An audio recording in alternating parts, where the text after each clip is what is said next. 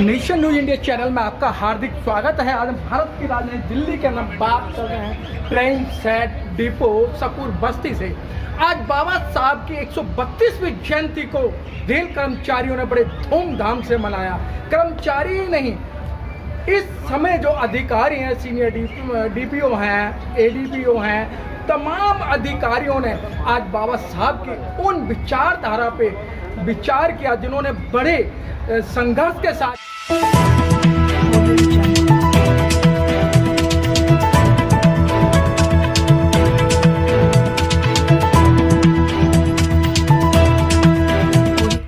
इस news channel पर जो भी वक्ता ने कहा वो उसकी अपनी राय है, जिसकी पुष्टि नेशन न्यूज इंडिया नहीं करता। धन्यवाद। आज चार बच्चों को खोने के बाद, बिगड़ दवाई के अपनी पत्नी को खोने के बाद जो संघर्ष किया था, और उस संघर्ष की बदौलत आज हम यहाँ पर हैं और अच्छे कपड़े पहने हैं। इसी बात को लेकर हमारे बीच में आरपीएफ अधिकारी अर्चना मीणा जी हमारे बीच में हैं। मीणा जी, आज बाबा साहब को सब याद कर रहे हैं और आप एक महिला हैं और अधिकारी हैं। बाबा साहब ने ऐसा महिलाओं के लिए क्या काम किया जो आज महिला याद तो करते लेकिन उनकी आंखों में आंसू? देखिए, पहले इस टाइम में जब महिलाओं का बाहर निकलना गलत समझा बन जाता था, उनको अलाउ नहीं किया जाता, उस टाइम पे जो डॉक्टर भीमराव अम्बेडकर जी है, उन्होंने महिलाओं के हित के लिए, उनको वोट का अधिकार दिलाने के लिए, उनकी शिक्षा के लिए, उनके अधिकारों के लिए बात की और उनके ऊपर हो रहे अत्याचार के खिलाफ उनका विरोध किया। और आज जो आप देख पा रहे हैं कि हम इस स्वतंत्र देश में अपनी मर्जी से वोट डालने का अधिकार भी है और जो सारी एग्जाम है उनमें इक्वल अपॉर्चुनिटी है, इक्वल लोग के समान हमारी समानता है, मतलब हर जगह है वो आज महिलाएं हैं। अर्चना जी, देखा गया है कि जब बाबा साहब जो हिंदू कोड की तो बात कर रहे, जब उनकी बात नहीं मानी गई थी, उन्होंने मंत्रालय पद से, मंत्री पद से त्याग दे दिया था कि अगर जो महिला हैं अगर उनको समान अधिकार नहीं दिया जाएगा तो मुझे मंत्री पद से क्या फायदा। जी बिल्कुल सही बात है कि एक जो आदमी होता है उसका ओरिजिन होता है एक महिला से होता है। अगर वही शोषित है, वही पीड़ित है, तो फिर ऐसी ज़िंदगी का क्या फ़ायदा। तो इसीलिए उन्होंने ये प्रत्याग किया और इसीलिए मैं उनके इस पूरे जीवन को एक आदर्श के रूप में मानती हूँ और उनके प्रति सम्मान और कृतज्ञ रहती हूँ।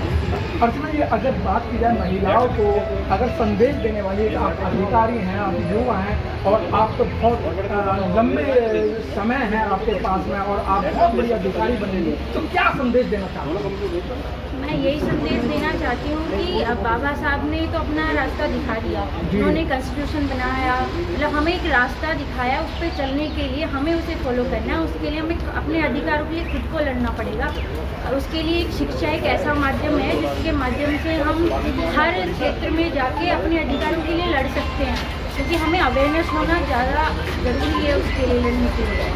यही मेरा बहुत अच्छी बात जिस तरीके से अर्चना जी ने बहुत अच्छी बात बताई कि बाबा साहब को जानना और बाबा साहब को पढ़ना बहुत ज़रूरी है। अगर कहा जाता है बाबा साहब के समय से भी और बात आ रही है कि वो शिक्षा शेरनी का दूध है, जो पिएगा वो धाड़ेगा।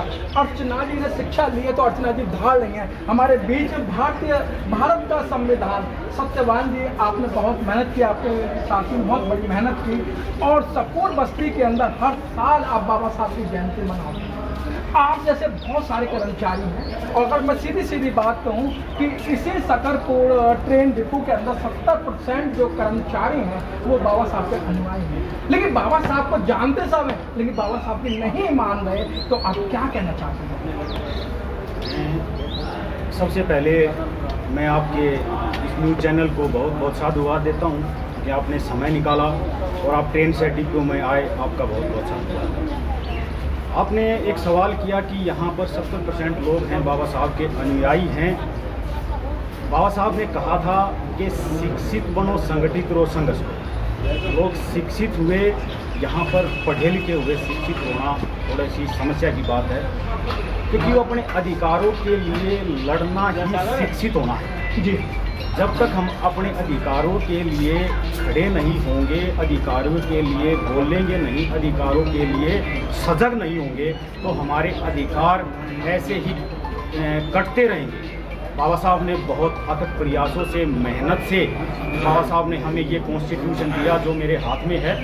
तो इस कॉन्स्टिट्यूशन ने जो हमें अधिकार दिए हैं, उन अधिकारों को सुरक्षित रखने का काम हमारा है। और मैं आपके चैनल के माध्यम से एक बात कहना चाहता हूँ कि अपने अधिकारों के लिए खड़े होइए, सजग रहिए, मेहनत करिए और संघर्ष करते हुए। बाबा साहब का एक ये सबसे बड़ा एक ये नियम है कि भाई संघर्ष हमें करना पड़ेगा, संघर्ष के लिए हमें खड़ा होना पड़ेगा। लेकिन आपने जैसे नोटिस भी किया होगा, थोड़ी समय का अभाव था, लोगों ने बहुत अच्छे विचार रखे और मैं चाहूँगा कि आने वाले समय में लोग इन बाबा साहब के विचारों के प्रति और भी सजग होंगे और उनके लिए मेहनत करेंगे, अपने अधिकारों को पाने के लिए हमेशा तत्पर। एकदम सत्यवान जी, आपने बहुत अच्छी बात कही।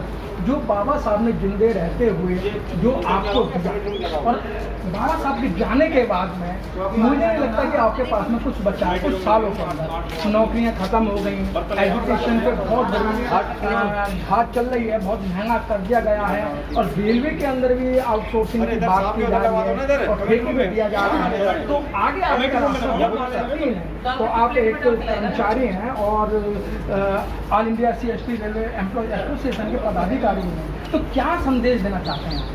मैं आपके चैनल से एक संदेश अपने कर्मचारी साथियों को देना चाहता हूँ कि भाई जैसे बाबा साहब ने हमें बहुत दिन रात मेहनत करके हमें ये अधिकार दिया, नौकरियाँ दी, जिनको रिजर्वेशन के माध्यम से, मैं कहता हूँ कि रिजर्वेशन शब्द गलत है, ये रिप्रेजेंटेशन, ये भागीदारी है, ये हमारा अधिकार है, ये पूना पैक्ट का वादा है।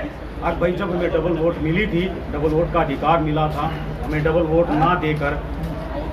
का अधिकार ना देकर हमें ये प्रतिनिधित्व मिला था।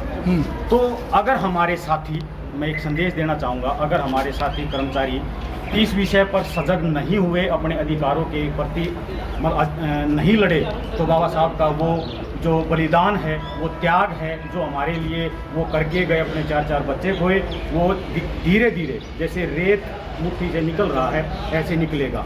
जो हमारा प्रतिनिधित्व है प्राइवेटाइजेशन के तहत खत्म होता जा रहा है।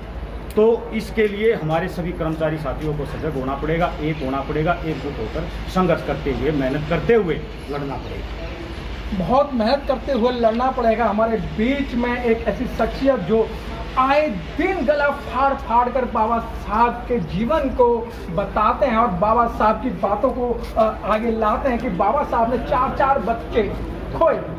और मैं समझता हूँ कि अगर आज कर्मचारियों की तरह, अधिकारियों की तरह अगर बाबा साहब होते तो उनसे मालदार, उनसे करोड़पति, अरबपति इस दुनिया में नहीं होता। लेकिन नहीं होता, उनका नाम नहीं होता, लेकिन बाबा साहब ना कुछ होते हुए भी बाबा साहब हमारे समाज को और सभी को इतना कुछ देंगे। तो आप क्या कहना चाहेंगे? साथियों, सबसे पहले तो नेशनल न्यूज़ का बहुत बहुत हार्दिक स्वागत और अभिनंदन है जी।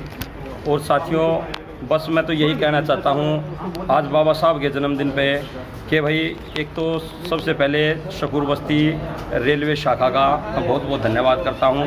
बहुत प्यार प्रेम मान सम्मान देते हैं, हर साल बुलाते हैं और जैसा भी हमारे से बनता है वैसे गीतों के माध्यम से, रागनियों के माध्यम से हम लोगों को जगाने का काम करते हैं। और बहुत बहुत साधुवाद के पात्र हैं भाई सत्यवान बिशन जी, भाई सचिन जी, सत्यवान लाकड़ा जी और भी जितने भी साथी हैं, सभी ने मिलकर एक बहुत अच्छे आयोजन का काम किया, यहाँ जगाने का काम किया।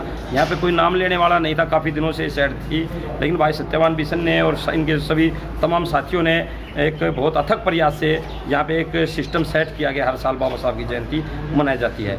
तो साथियों, मैं एक ही बात कहना चाहता हूँ कि बहुत से आदमी मनाते हैं ऐसे तो, लेकिन बहुत सी पार्टियाँ भी मनाती हैं। आजकल चल रहा है आगे बाबा साहब के गले में तो डालो माला और विचारों पर लगा दो ताला जी। तो बाबा साहब की जयंती मनाने का कोई औचित्य नहीं रह जाता जब हम बाबा साहब की बातों के ऊपर नहीं चलते। उन्होंने कहा था मुझे पूजने की ज़रूरत नहीं, मुझे पढ़ने की ज़रूरत है, मैं मूर्तियों में नहीं, मैं किताबों में बसता हूँ। तो साथियों, जो भी उन्होंने संदेश दिए थे हमारे को, शिक्षित बनो, संगठित रहो, संघर्ष करो, और जो सबसे अहम उन्होंने दिया था रिजर्वेशन का तो लाभ सब उठाते हैं, लेकिन उनका जो बताया हुआ जो मार्ग है, जो बौद्ध धर्म का मार्ग है, उसको एक्सेप्ट करते दफे लोग प्राइज करते हैं।